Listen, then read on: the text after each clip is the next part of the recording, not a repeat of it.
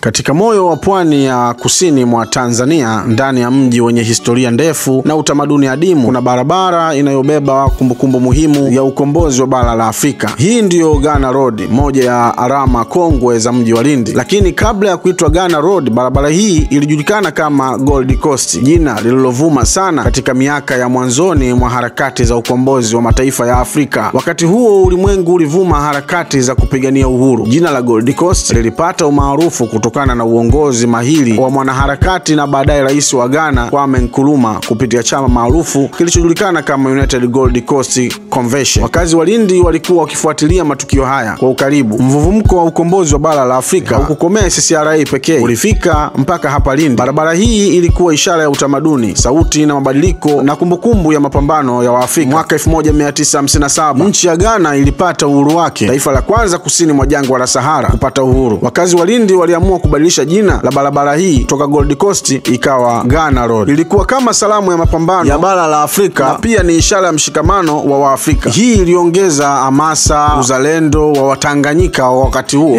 Miaka mitano baadaye Tanganyika ilipata uhuru mwaka 1961. Ghana Road imeendelea kuwa sehemu muhimu ya historia ya ukombozi. Hadi leo bado inabeba roho ya biashara, utamaduni na maisha ya kila siku ya wananchi wa Lindi. Fahamu kuwa hapa Lindi kila kijiwe, kila duka na kila kona, barabara hii ya Ghana Road ina simulizi. Ni barabara inayokumbusha wa uhuru wa ukuja kwa bahati pekee, uliletwa na ndoto, ushupavu na mshikamano wa Afrika. Mimi ni Abdul Rasul Muhibu na hizi ni durusu za historia. Hizi ni durusu za historia.